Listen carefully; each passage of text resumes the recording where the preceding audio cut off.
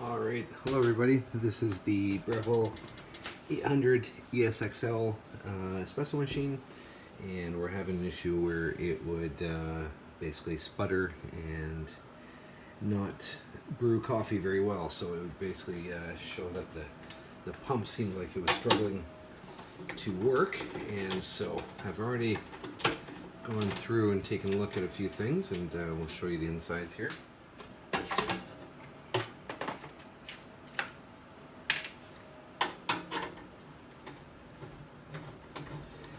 This was purchased back in 2015, I believe.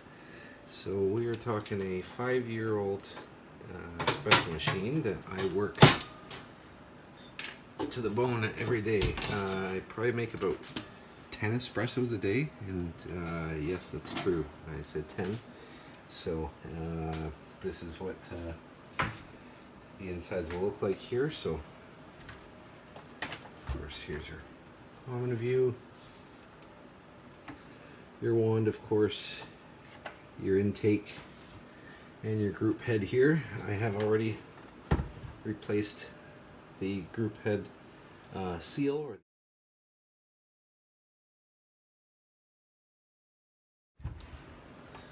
So as you can see here, we have the pump, intake to the pump, going now to the thermal block, the exhaust from the thermal block running down, and of course into the drip tray, and the electronic controls here to monitor obviously the temperature and all that kind of good stuff.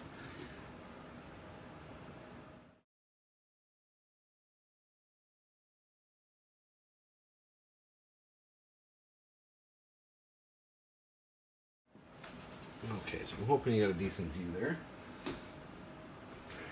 Just received the replacement, and this is the ULKA pump, so it's the model EFP5. Make sure that's the 2x1 minute, 120 volt, 60 hertz, 52 watt, and so obviously want to make sure that that fits your model.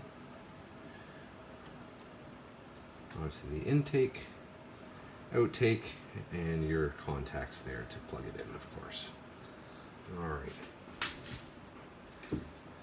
That I found on Amazon for only about 65 bucks, and it shipped in only a couple days, so that was nice.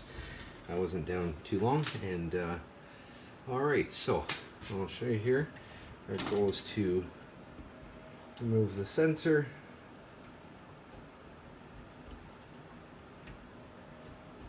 the leads.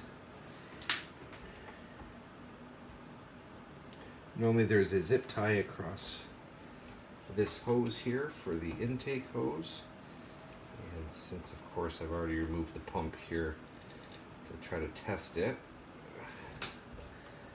I'll put on new one after we're done, but for now we're okay, obviously.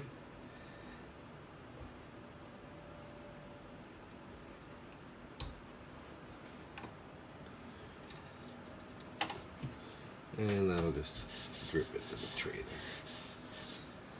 there. Okay. So, it's held in by two rubber mounts that keep it from vibrating too much, even though this thing does vibrate quite a bit and make quite a bit of noise and racket, but it's just the nature of the beast, and I can live with that. So, essentially you have a screw-on connector that actually will thread on with that hose that then runs into the intake of the thermal block. The tip of that hose here actually had a crack in it, and so what I had to do is I had to snip the end of it, peel off the little connector, reconnect it, and then pop it back in with a little pin that holds it in place there on the connector. And if I didn't get that done, I'm afraid this whole thing would have been sunk, because that line goes directly into the thermal block, and I wasn't sure if I was going to take that chance of trying to fix it and then maybe goof something up along the way, so I thought If it's just the pump, I'll deal with it. And if it's the entire thermal block, I'd probably be looking at a replacement unit, just in the sense of effort. So you can see that one, of course, the exact same thing. That's the ULKA FP5, so you can see that was identical. In fact, new and old. There we go. Obviously you can see the discoloration there over time. And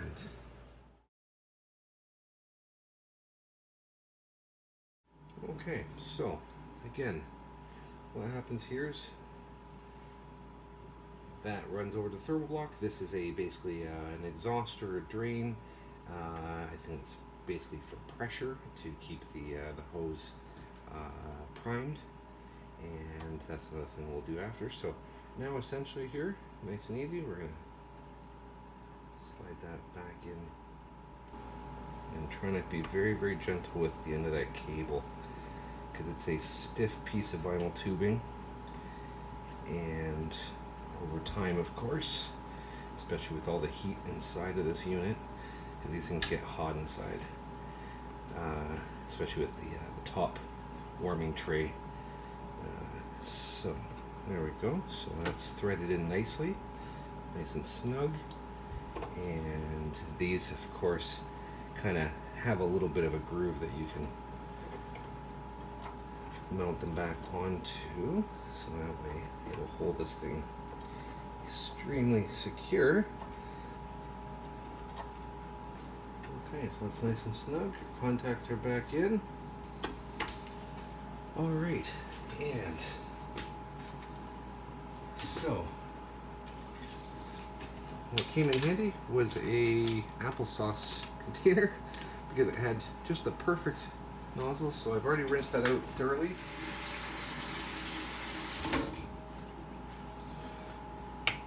All right. And what we're going to do is we're going to plug it in, turn it on briefly, just enough that it starts to suck in the water, and then we'll turn it off again, and we'll put in the fill tank.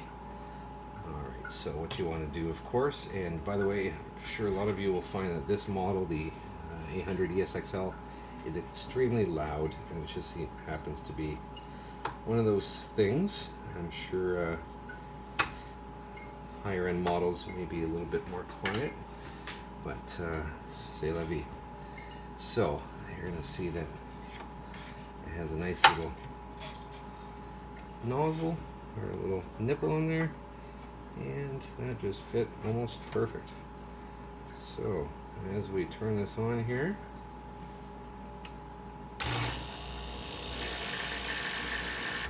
beautiful. That's the noise that I'm looking for. Okay, we're going to turn it off for a sec here.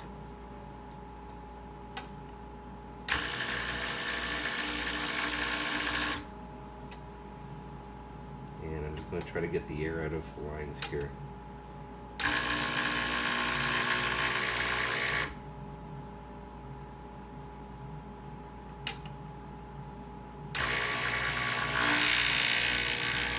There we go. You can almost hear it now about to come through.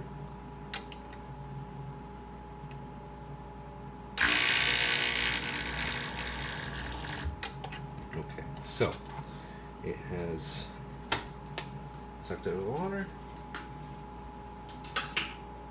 You can see a bunch got exhausted or drained down here.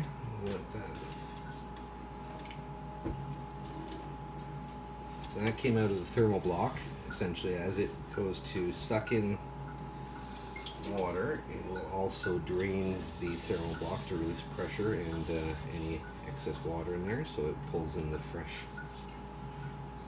amount.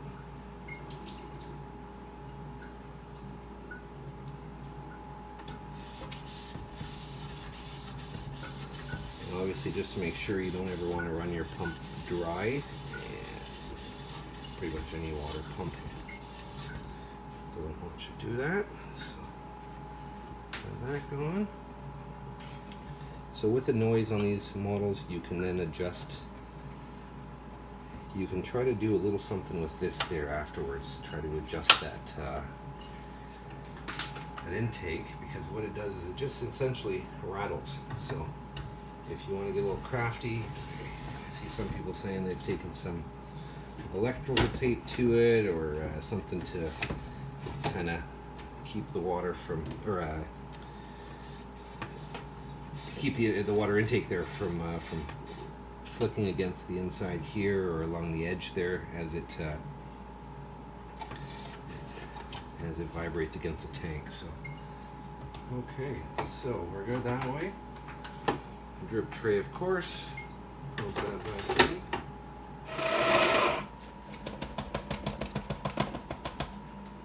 Okay.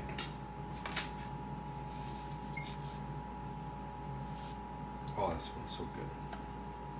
And I have to admit, the only kind I really like is espresso's whole bean. Starbucks espresso whole bean, and it just has that real nice aroma and very rich. All right.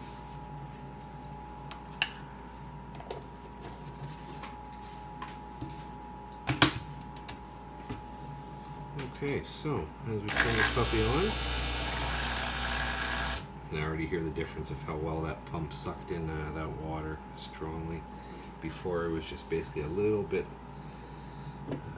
just a little bit of a slow draw. Good old raw sugar.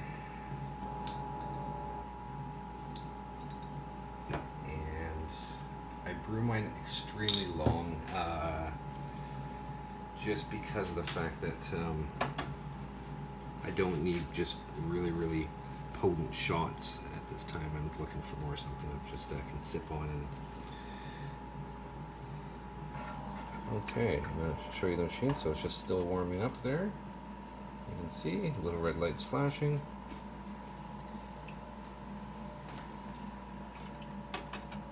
All right.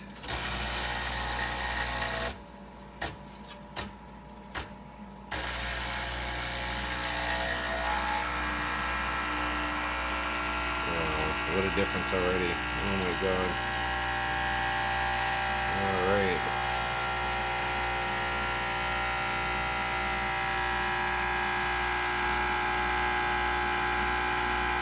So you can see there we're getting good pressure coming through. That's that 15 bars of pressure. And it's pouring nicely right on through there. Oh yeah. The smell is incredible. Alright, so as you can see, I grew quite long here.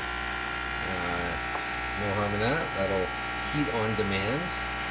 Obviously, I make my pump work a bit, but there we go. Wow, that's fast too, because I'm so used to waiting longer because of the pump struggling. So you can see some really nice crema on that. There we go. And in order to not ruin my crema, I'd like to stir that sugar in without disrupting all that nice crema on top.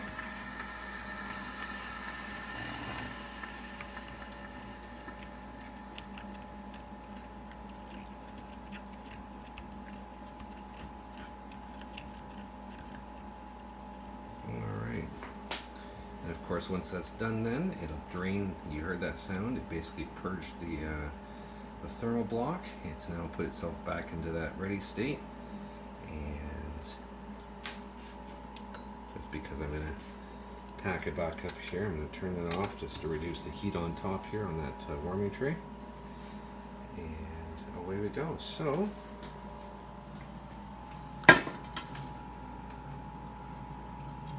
that is